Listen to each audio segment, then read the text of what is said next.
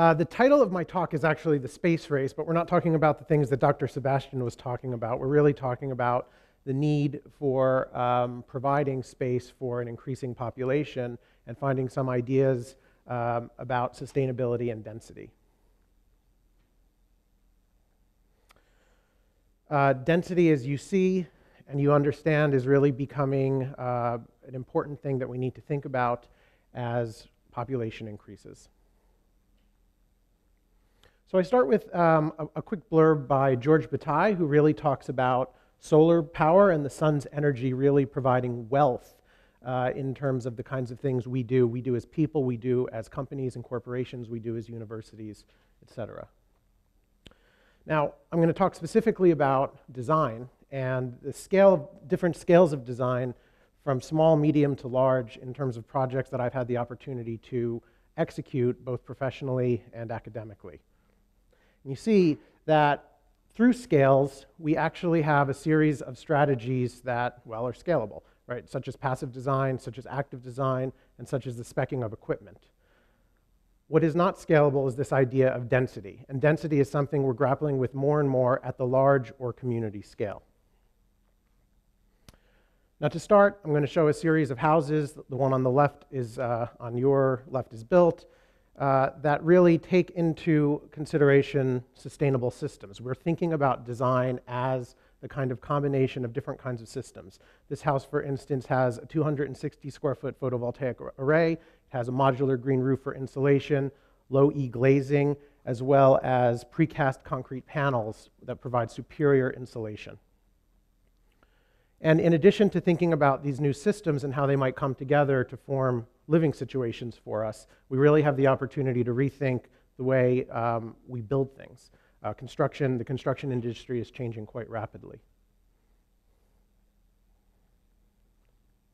Now this is actually culminated, Dr. Sebastian talked about this, with our 2011 solar decathlon entry, which was the first precast concrete house that we built first here in Newark and then brought down to Washington. It was viewed by and visited by about 300,000 people, and really strove to make aware these ideas of the technologies that have gone into these small-scale solutions. We've recently had the opportunity to jump scales.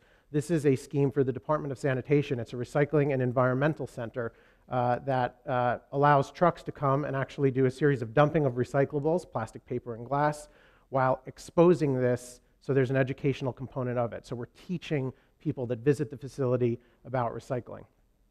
Here you have a view. The Department of Sanitation originally asked us to cover the facility. No one wants to see trash, no one wants to see recycling, right? What we did was we decided to create a series of berms that in effect do that. They hide the trucks from view while still allowing for the planting of indigenous plants and grasses, all on a bulkhead overlooking the Hudson River in the West Village. So here you see a quick shot of that. The dumping happens above, and you can see on your left some visitors to the environmental center who are exposed to this idea of recycling, sorting on barges, and then ultimately the transport of these materials to different facilities. So as a middle scale, this is not so much different than a house in terms of the kinds of things that we're thinking about: materials, logistics, different kinds of technologies. But then we had the opportunity to get really, really large.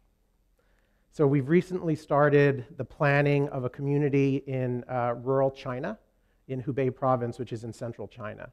And the capital of Hubei is Wuhan. Wuhan is about 4.4 million people. That's about the size of Metro Boston. And the provincial government said, sure, we'll give you and your students some land to plan. We'll see where it goes.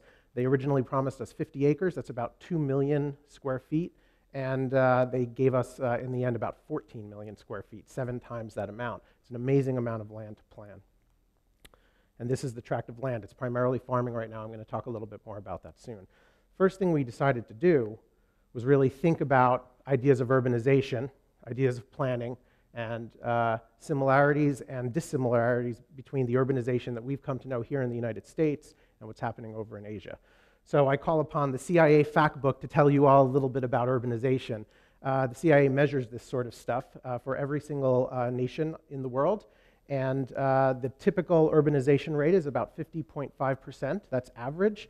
The United States is much higher. We're in the 80s, where China is a little bit lower than average, but quickly escalating. So we decided to compare the two. The total US population is about 313 million people. Now, everyone's heard of the 1 billion number, right? But it's not just 1 billion people in China. It's 1 billion more people than we have here in the United States, that are about 1.343 billion. So we have 23% of their population. But what's interesting about this is, whereas our population primarily exists on urban lands, about 82% of our population is urban, 47% of China's is. And if you look at these numbers, our 82% equals about 256 million. China's 47% equals about 631 million. Now, ultimately, by about 2035, the population is expected to grow massively by about 70% in China, and there will be over 1 billion people living in cities in China in about 20 years, something like that. United States, our total continental landmass is about 9.6 million square kilometers. Of that, about 18% is arable, and by arable I mean suitable for development or farming. And then of that arable land, we have about 238,000 kilometers squared of urban land, 238,000 kilometers of cities. Now, when we look at China, their continental landmass is about the same as ours. It's a little bit larger. Their arable land is a little bit smaller than ours. We're at 14%. China's at about, we're at about 18%, excuse me. China's at about 14%. But look at this. China's urban land mass is only 28,000 kilometers squared. That's 2%. You can't even see the little green dot that I've actually put in that square. 2% of their arable land mass only. Now, if we project out, that will triple in time to about 84,000 kilometers squared, 6% of total arable land mass. So, if we look at the numbers in terms of density, China is becoming less dense than it is now. Now it's at about something like 22,500 people per square kilometer. It'll ultimately come down to about 12,000. 12,000 lies somewhere between Brooklyn and Queens. So when you're asked to think about designing an urban situation, a city in China, you better be thinking about a density between Brooklyn and Queens. Brooklyn and Queens is higher than Jersey City. It's certainly higher than Newark, where we are today. Newark is at only about 4,000 per kilometer squared. This is rural Hubei. It's primarily agricultural, and what's happening in China is these agricultural lands are being taken, and farmers are being displaced, and cities are being built. But these are the kinds of buildings that we're finding being built right now. Sort of Western influence sprawl, repetition, that kind of thing. This is our client, or we like to call him our client. Most of the folks that we're dealing with in terms of our master plan are fairly poorly educated farmers. They've grown up on the land, working the land, and they don't want to be told you need to divorce yourself from the land and go live in some masonry high-rise somewhere. Consequently, those that are being forced into those kinds of situations, we're seeing things like the suicide rate and all that kind of stuff rising. So here's our site boundary again, and I'm going to go through some of the ideas that we have about our plan. First, ideal density. Snap of Brooklyn, Bay Ridge. We think that this ideal density of about 3 stories, maybe rising to 5 or 6, will be achievable on our plan.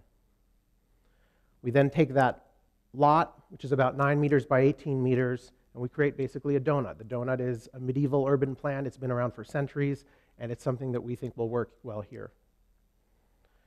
There are not many cars in Hubei right now, but as more people go to cities and become wealthy, we have to plan for the eventuality of cars. So what we're doing is we're allowing for some vehicular traffic on the inside of the block and opening up that other side of the block so that there are bands of green space that repeat within the city. So something like this might be our idealized block. And it might look something like this. Now, we don't anticipate that everything has to get as dense as Brooklyn in our plan. There still is going to be a slow transition to urbanization. So we're planning for other kinds of lots where farming can continue to occur. And we've projected this out. We think that right now we're seeing a density of something like this in the graphic. Within 5 years, you're going to see more single-family houses, some higher densities. 10 years, more density. 25 years, certainly the block is almost complete. And then in 50 years is when you'll fully understand this idea of the green spaces across the streets and this kind of thing. So this is our complete plan about 50 years out, something like that.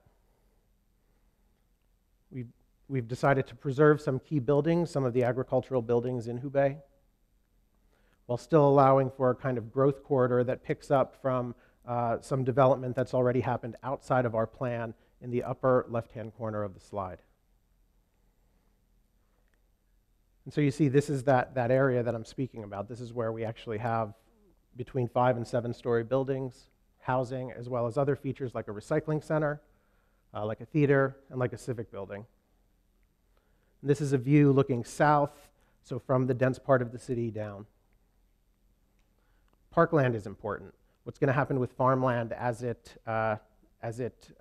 is converted and there are no more farmers? Well, we feel like some of that land should be kept open, it should be ecological, and it should be given over to recreational spaces. In this area, we also have a transit hub planned, as well as a school and community center. It might look something like this. Again, we're really trying to mix this idea of green urbanism here with density. And then in the south is where we can actually maintain some lower densities to allow farming to continue for the next 25 or so years. This is a view looking north. And finally, our master plan. So I want to end with this kind of idea as we go back to our billions. It seems that the idea of sustainable planning, dense sustainable planning, is becoming more and more important at the very large scale. And sound and dense planning will create buildings that populate them that not only will form the armature for all the green technologies and sustainable ideas that we're hearing about tonight, but will also provide housing for, well, billions. Thank you.